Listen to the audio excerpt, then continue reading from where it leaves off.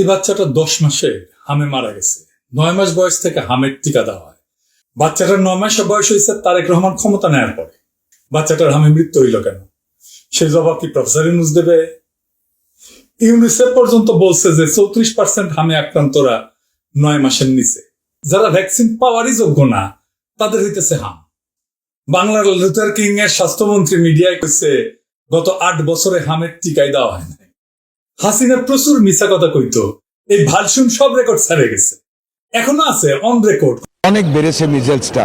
8 বছর আগে মিজেলসের ভ্যাকসিন দেওয়া হয়েছে, এরপর আর ভ্যাকসিন কোনো গভর্নমেন্ট দেয় নাই। মানে স্যাদবাদ আছে এত বড় মিছা কথা কইল। উই হেলথ বুঝে 8 বছর একটা দেশে হামের টিকা দেওয়া হইতেছে না, সারা দুনিয়া চুপ করে বসে থাকবে? ইউনিসেফ কিছু কইছে? কয় নাই। আমার কথা শোনার দরকার নাই, ফ্যাক্ট চেকাররাই বলছে এটা মিছা কথা। এমনকি বাংলার লুথার কিং নিজে বলছে হাসিনার ফ্যাসিস্ট শাসন আমল এবং প্রফেসর মোহাম্মদ ইউনূসের নেতৃত্বাধীন অন্তর্বর্তী সরকার 2 সরকারের আমলে কয়েক বছর ধরে শিশুদের হামের টিকা আমদানি করা হয়নি। ডাহা মিছা কথা। ভ্যাকসিন তো কিনে দেয় বাংলাদেশকে ইউনিসেফ। ইউনিসেফ প্রতিবাদ করেছে, করে নাই। বাংলার লুথার কিং এর চাকর বাকরেরা চিল্লাচিল্লি করেছে ইউনূস সরকার ভ্যাকসিন আনে নাই, ভ্যাকসিন আনে নাই। তারেক রহমান কইছে হুক্কা হুয়া, এখন তো ক্যা হুয়া করাইলেন। এটা 11 মে পত্রিকা কইতেছে সাফিসিয়েন্ট ভ্যাকসিন স্টক আছে, আগামী 1 বছরের জন্য স্টক আছে। এখন কইতেছে টিকার সংকট না, অব্যবস্থাপনার জন্য বাড়িছে আহমেদ প্রাদুর্ভাব। জিঙ্কা স্বাস্থ্যমন্ত্রী, সিঙ্কা তার পিএম, উল্কাই তার কর্মীরা যখন যা পাইতেছে সেটাই কইতেছে। শুধু শিশুদের তো না, বড়দের হাম হইতেছে। এরিট্রেশিয়া দেখান বড়দের যে হাম হইতেছে, দেখেছেন তো? প্রফেসর ইউনূস কি টাইম মেশিনে চাইবে ভ্যাকসিন আনা বাধা দিছে ওই টাইমে যে এখন বড়দের হাম হইতেছে? আবার তারেক রহমানের উপদেষ্টা কইছে অন্তর্বর্তী সরকারের গাফিলতি ছিল কিনা তার তদন্তের চেষ্টা হচ্ছে। দেখেছে? বিশাল বুদ্ধিজীবী।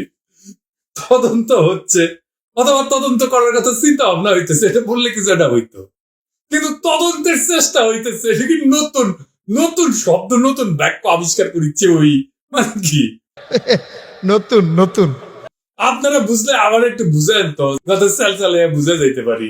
বিএনপি সরকারকে কি ভালো স্ট্র্যাটেজিক অ্যাডভাইস দেয় উই, সেটা উই জানে, বাংলার লুথার কিং জানে, আর সৃষ্টিকর্তা জানে, আর কেউ জানে না। যাই হোক, প্রফেসর ইউনূস ভ্যাকসিন আনে নাই, এটা চাউল হয়ে গেছে। দুমায় গালাইতেছে সব প্রফেসর ইউনূসে। আর প্রফেসর ইউনূস 2 জনকে দিছিল স্বাস্থ্য মন্ত্রণালয়ের দায়িত্ব, একজন উপদেষ্টা আর একজন হইতেছে বিশেষ সহকারী। ডিফেন্ড করতে পারতেছে না। পুনরালো দিল্লি স্টার যাবে পড়িছে এই যে পাওয়া গেছে প্রফেসর ইউনূসের সরকারের গাফিলতি। ইন্ডিয়ান মিডিয়া কইতেছে ইউনিসেফের ভুল পলিসিতে শিশু মারা গেছে। অর্গানাইজার বলতেছে, প্রিন্ট বলতেছে, হিন্দুস্তান টাইম বলতেছে, সব মোদি মিডিয়া গদি মিডিয়া সবার একই কথা, আম্বা সবাই বরাবর। সাথে ইউনিসেফ সারিন্দা বাজাইছে। এই দেশে সারিন্দা বাজান, সারিন্দার এটা সুর দেন। এই মৃত্যুগুলোকে ঘিরে শুরু হয়েছে এক বিশ্রী রাজনীতি। যেহেতু এই বিষয়টা টেকনিক্যাল, আর প্রফেসর ইউনূস সরকার যেহেতু পলিটিক্যাল সরকার ছিল না, তার রাজনৈতিক দল নাই, আর 2 ভার্সনরা দিছিল স্বাস্থ্য মন্ত্রণালয়ের দায়িত্ব, তাই আওয়ামী লীগ, বিএনপি, ইন্ডিয়া, পুনরালো, দিল্লি স্টার যে যে বয়ান দিতেছে সে বয়ান পাবলিক খাইতেছে। সত্য মিথ্যা কোনো কিছু বিচার করতেছে না কেউ। কারাই রাজনীতি করতেছে এবং কেন করতেছে আজকের এপিসোড সেটাই খোলসা করে সবাই দেখায় দিব। আপনারা বিষয়টা নিয়ে একটা পরিষ্কার স্বচ্ছ ধারণা পাইবেন। আমার কথা শোনার দরকার নাই, আমি যে প্রমাণ দেখাবো কাগজে কলমে সেটা দেখবেন, সিদ্ধান্ত আপনি নেবেন। আসেন আল্লাহর নামে শুরু করি। এই যে প্রফেসর ইউনূসের সরকার ভ্যাকসিন আনেনি, এই যে ন্যারেটিভ এর তৈরি হলো কেমনে? 8 দিনে তৈরি হয়েছে, মোট 8 দিন আমি গুনে দেখছি। 11টা পত্রিকা, মূলত 2টা দেশে, বাংলাদেশ আর ইন্ডিয়া, প্রায় হুবহু একই কথা। শুরুটা হইতেছে 30 এপ্রিল 2026। এইটা একটা সায়েন্স বলে একটা পত্রিকা আছে, এখানে লিখছে বাংলাদেশি এক ফটো সাংবাদিক, ওই কিন্তু ফটো সাংবাদিক, ছবি তোলে। হ্যাঁ, তুই তো জার্নালিস্ট না, স্বাস্থ্য নিয়ে লেখার ক্যাপাসিটি নাই, অনেক রহমান না। তো যাই হোক, মূল লাইনটা যেটা সেটা হইতেছে, সে কইতেছে ইংরেজি যেহেতু কইতেছে ঠিক আছে, তাই না? বাংলা কই হইতেছে সেপ্টেম্বর 2025 ইউনূস সরকার ইউনিসেফের মাধ্যমে টিকা কেনা বন্ধ করছে এবং ওপেন টেন্ডার রেখেছে। এই জিনিসটা মাথায় রেখেন, এখানে আমরা ফিরে আসবো। সত্যি সত্যি প্রফেসর ইউনূস সেপ্টেম্বরে বন্ধ করেছিল কিনা টিকা কেনা ইউনিসেফ। এই একটা বাক্য থেকে পুরা ঝড়। এই অনেক রহমানকে সেটা আমরা পরে দেখবো, একেবারে গোষ্ঠী সুদ্ধা দেখবো, পুরো সিলসিলা দেখবো, মজা আছে, সব ডট মিলে যাবে আর কি, বরাবর হয়ে যাবে। পরের দিন 1 মে, একদিন পরে ভারতের দে প্রিন্ট এ লিখেছে ইংরেজি, ইংরেজি যেহেতু লিখেছে ঠিকই লিখেছে তাই না, বাংলায় কই 250-র বেশি মানুষ, বেশিরভাগই শিশু মারা গেছে, কারণ ইউনিট সরকার টিকা ক্রয়ের নিয়ম পরিবর্তন করছে। তো প্রিন্টারটা সূক্ষ্ম সংযোজন করছে যেটা ওই সায়েন্সে নাই। সেটা হইতেছে যে এই প্রাদুর্ভাব ভারতের জন্য বিপদ। যশোর চাঁপাইনবাবগঞ্জ দিয়ে ব্যস্ত সীমান্ত পারাপার হয়, সীমান্ত পার হয়ে ভাইরাস ঢোকার ঝুঁকি বেড়েছে। 2 মে, তার একদিন পরে 3টা বাংলাদেশি পত্রিকা, আগে ইন্ডিয়া করেছে, আগে হাল যেদিকে গেছে পিসা হাল এখন সেদিক দেওয়া যাবে। 3টা পত্রিকা, বিজনেস স্ট্যান্ডার্ড, দিল্লি স্টার আর বিডি নিউজ 24, 3টেই বরাবর দিল্লির বরাবর আর কি, বুঝি যাও। 3টাই সায়েন্সের কথা হুবহু রিপিট করেছে। কেউ ইপিআই অফিসে যায়নি, কেউ স্বাধীন তদন্ত করেনি, কেউ একটু ইউনিসেফের সাথে কথা বলেনি, কেউ কাগজপত্র দেখেনি। একই দিনে সোশ্যাল নিউজ এক্সওয়াইজেড ভারত থেকে একই কথা। 3রা মে, ভারতের আরএসএস অ্যাফিলিয়েটেড অর্গানাইজার একটা পত্রিকা আছে, 2টা প্রতিবেদন, সায়েন্সে যেটা নাই সেটা আবার অর্গানাইজার যোগ করেছে। শুনেন আমি পড়িচ্ছি কি করে। আমের প্রাদুর্ভাব হইল ইউনিট সরকারের ব্যর্থ নীতি, স্বার্থপর কাজ আর অমানবিক কার্যক্রমের সর্বশেষ নৃশংসতা, যার মধ্যে রয়েছে সংখ্যালঘু হিন্দু সম্প্রদায়ের উপরে তীব্র সহিংসতা ও হত্যা। কার মধ্যে কি পান্তাভাতে কি, কার মধ্যে হিন্দু, আমের মধ্যে হিন্দু নির্যাতন ঢুকেছে, বুঝতে পারছেন তো কই থেকে কই যাইতেছে। জনস্বাস্থ্য সংকটকে জুড়ে দিতেছে হিন্দু সম্প্রদায়ের নির্যাতনের সাথে, শিশু মৃত্যুকে সাম্প্রদায়িক ন্যারেটিভ ঢুকাই দিছে এর মধ্যে, বুঝেছাও মানে কিরকম মাল। এর ইন্ডিয়ান মিডিয়ার কৌশল স্ট্রাকচার। বাংলাদেশের যে কোনো সংকট, বন্যা হোক, ডেঙ্গু হোক, হাম হোক, সবকিছুতে হিন্দু নেপথ্য ঢুকে দিবি আর কি, বুঝেছাও। আবার 7 মে, ইন্ডিয়ান আওয়াজ ওই লিখেছে উন্নয়ন সহযোগীদের সতর্কবার্তা সত্য, মানে ইউনিসেফের কথা কইছে, বাংলাদেশ 2025-এ ইউনিসেফ সমর্থিত টিকা ক্রয় থেকে ওপেন টেন্ডার পদ্ধতিতে চলে গেছে আর কিন্তু বলতেছে, এটা খেয়াল রাখেন, আমরা পরে দেখবো আসলে চলে গেছে কিনা। 8 দিন 11টা জায়গা থেকে একটাই উৎস, এই সায়েন্স ম্যাগাজিন, বাকি সব কপি। এটা কয় ন্যারেটিভ লন্ডারিং, বুঝি যাও, মানে একই উৎস থেকে সংবাদ তৈরি করা, দেশে দেশে চালান করে বিশ্বাসযোগ্যতা তৈরি করা। আপনি ফেসবুকে দেখেন এতগুলো পত্রিকা একই কথা বলতেছে, মনে হয় নিশ্চয়ই সত্যি, সবগুলো একই উৎস থেকে। কোনটা? Science, science. বলো দেখি সায়েন্স কি? What is science? স্যার, এই যে মাথার উপরে ফ্যান ঘুরছে, এটাই সায়েন্স। আপনি চোখে কম দেখার পরেও পাওয়ার গ্লাসের মাধ্যমে সঠিক দেখছেন, এটাই সায়েন্স। মোবাইলে যে কথা বলি, এটাই সায়েন্স। এই সায়েন্স নিয়ে বাংলাদেশের পোস্টার বয় তাসনিম করে লিখলো সলিড রিপোর্টিং এন্ড কেমনি ইউনিট সরকার রক্ষা পাই দেখবো, ইউনিসকে কয় স্পিন মাস্টার। এটা আবার প্রচারের সাক্ষাৎকার দেয়। যাই হোক, ওটা সলিড রিপোর্টিং কেমন সেটা আমরা পরে দেখবনি। এই সায়েন্সের সলিড রিপোর্টিং এর পোস্টমর্টমের আগে আমাদের কিছু জিনিস বুঝে নেওয়া দরকার। আপনাদের এই জটিল বিষয়টা বুঝতে এটা সুবিধা হবে। আলাপটা জটিল না, কিন্তু এই জিনিসটা বোঝার জন্য এই আগের জিনিসগুলো বুঝে নেওয়া দরকার, কারণ টেকনিক্যাল জিনিস, তাই তো। আসেন সেটা একটু বুঝে দেখি।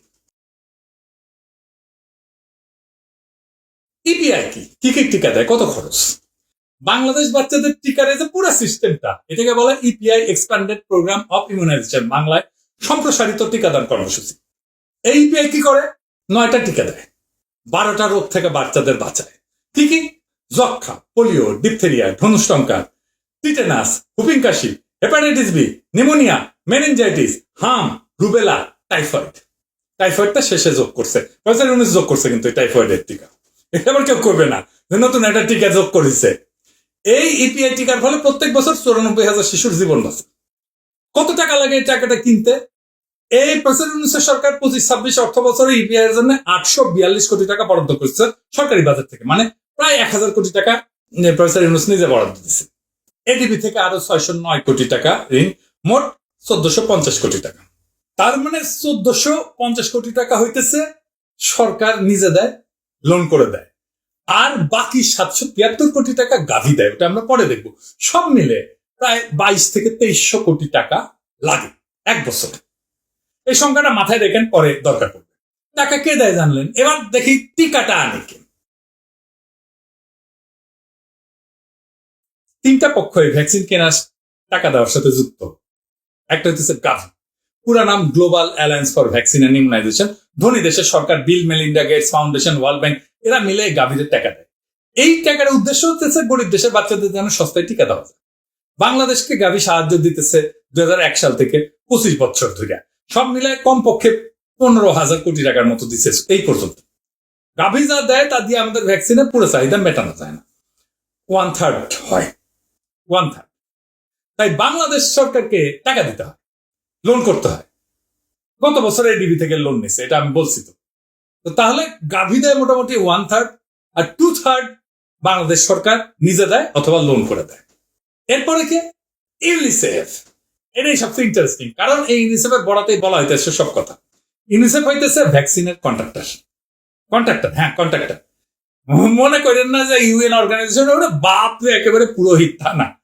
ইউনিসেফ বাংলাদেশ সরকারকে টিকা কিনে দেয়, মানে বাংলাদেশ সরকার ভ্যাকসিনের বরাদ্দ দেয় ওর হাতে, ওই টাকা দিয়া ওই টিকা কিনে দেয়, সেখান থেকে সে কমিশন নেয়। জি ভাই, কমিশন 4% কমিশন নেয়। তাহলে 2200 থেকে 2300 কোটি টাকার কমিশন কত হয়? 4%। এটা বলে গাভী টাকাটা সরকারকে দেয় না, সরাসরি ইউনিসেফকে দেয়।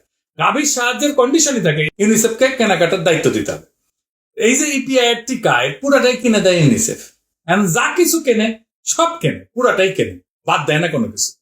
তার মানে 12টা রোগ প্রতিরোধে যতগুলো টিকা দরকার সবগুলো ইউনিসেফ কিনে দেয়।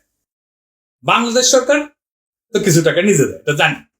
এখন গাভীর সাপোর্টের একটা ব্যাপার আছে, সেটা হইতেছে গাভী 2029 সালে এটা সাহায্য শেষ হয়ে যাবে। এটা কিন্তু ফ্রি, ঋণ না, এটা দান, ডোনেশন।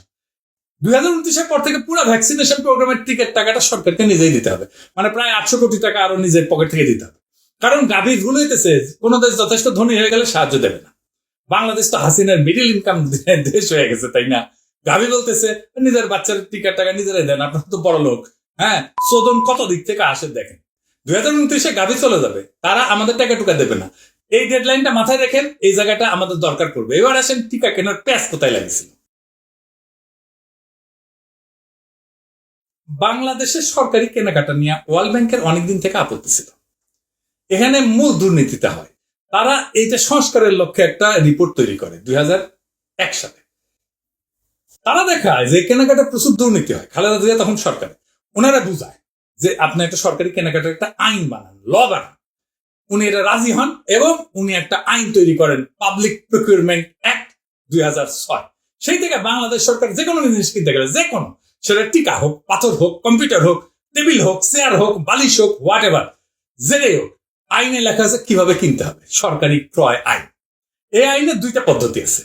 এটা বুঝলে টিকার সমস্যাটা বুঝবেন। আসেন সেটা কি দেখি।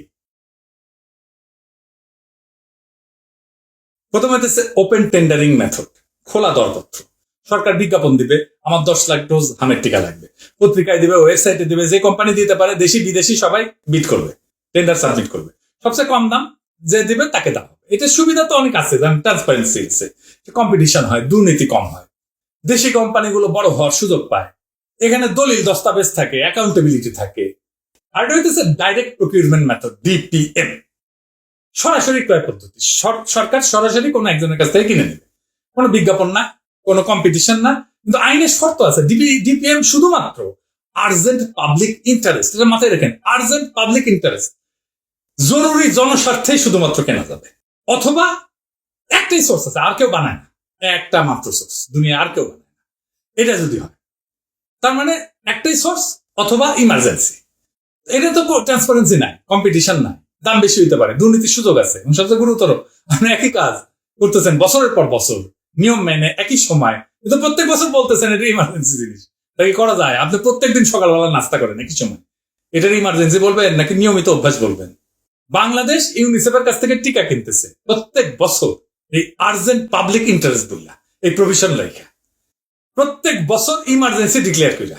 52 বছরের দেশ হয়ে গেছে, 47 বছর পুরানো একটা টিকা কর্মসূচি। এই পাবলিক প্রকিউরমেন্ট অ্যাক্ট হওয়ার পরে 20 বছর পার হয়ে গেছে। প্রত্যেক বছর জানা যায় কত শিশু জন্ম নেবে, কত টিকা দরকার, আর সরকার বলতেছে এটা ইমার্জেন্সি। ইমার্জেন্সি প্রভিশনে চলবে। এটা যদি ইমার্জেন্সি হয় তাহলে নর্মাল কোনটা? নর্মাল বলে কিছু আছে? তো গাভী তো চলে যাইতেছে।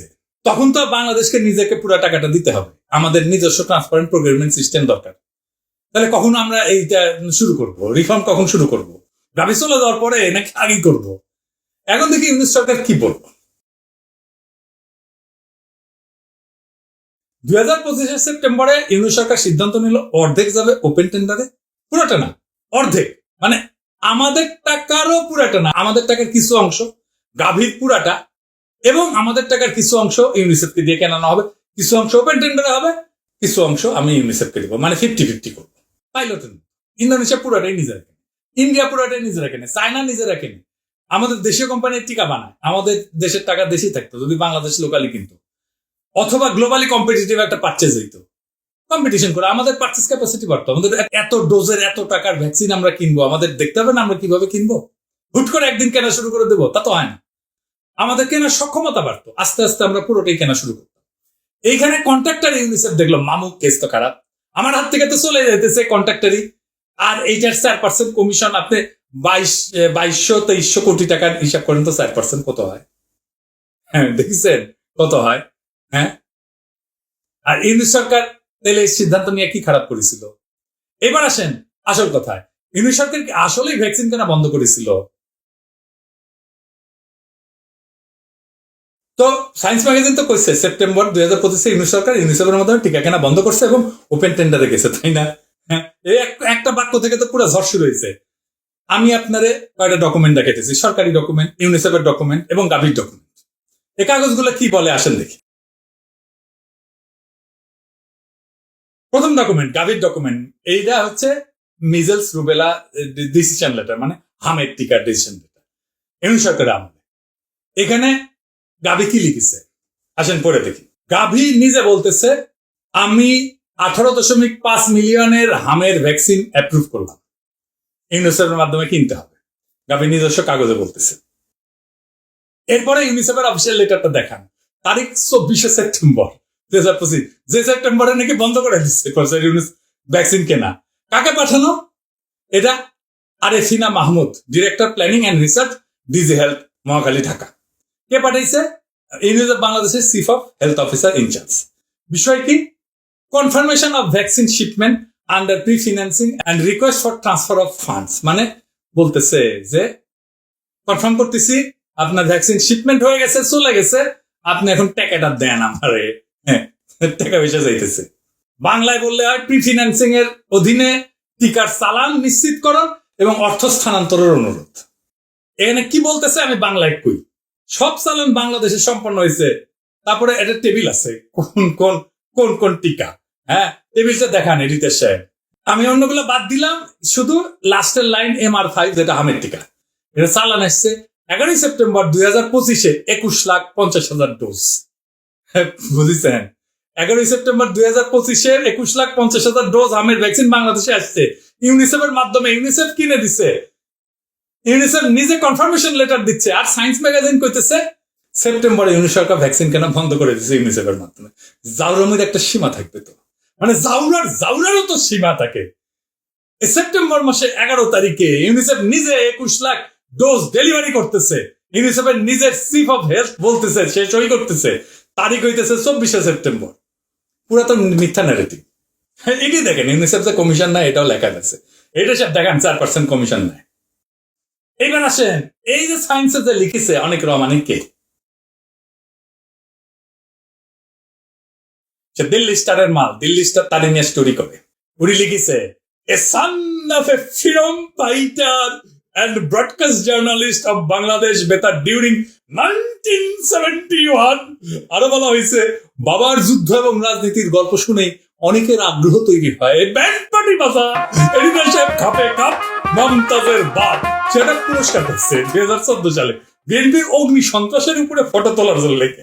এডিটর সাহেব ওর ওয়েবসাইট থেকে দেখান, দেখেছেন দেখেছেন বিএনপি এটা তৈরি করিচ্ছে, বিএনপি ঘিরা বানাচ্ছে, কি মজার মজা। টাইম ম্যাগাজিনে জুলাই বিপ্লব নিয়ে তার একটা ছবি ছাপা হয়েছে, দেখেন অনেক ছবি ছাপা হয়েছে বিভিন্ন পত্রিকায়, ছাত্ররা পুলিশ পিটাইতেছে, বুঝেছেন? এটা রামগরুরের ছানা, যত ছবি পাঠাইছে সব দেখলে জুলাই যোদ্ধাদের ভিলেন মনে হবে, বুঝেছেন তো? এটা আওয়ামী ইন্ডিয়ান ন্যারেটিভ, সেটা তারেক রহমান আর বিএনপি পিক করেছে, কারণ এটাও বন্দোবস্ত, ইউনিট সরকারের জুলাই যোদ্ধাদের এভাবে আক্রমণ করা হবে। আর প্রফেসর ইউনূস যাদের স্বাস্থ্য মন্ত্রণালয়ের দায়িত্ব দিছে তারা ডিফেন্ড করতে পারতেছে না, তাদেরকে পারে নাই। পুরো ডিফেন্ডেবল একটা ইস্যুতে ধুমায় গালি খাইলো ইউনূস সরকার নিজে। প্রফেসর ইউনূস আসলে বেশি গেছে। ইউনূস সরকারের সাথে আমার কোনো প্রেম নাই, তবে আমি কম সমালোচনা করিনি ইউনূস সরকারকে, কিন্তু যখন ইন্ডিয়ান ন্যারেটিভ বাংলাদেশে ফেরি করতে আসবে তখন এইভাবে বাম্বু দেওয়া হবে ধরিয়া ধরিয়া সব কয়টারে, কোনো মাপ নাই। কারণ হাদির সেই কথা আমিও বুকে ধারণ করি, জান দেবো তবু জুলাই দেবো না। ইনকিলাব জিন্দাবাদ। আর এই জুলাইয়ের বাপের একার জন্য আমরা বলেছি জান দিব জুলাই দিব না।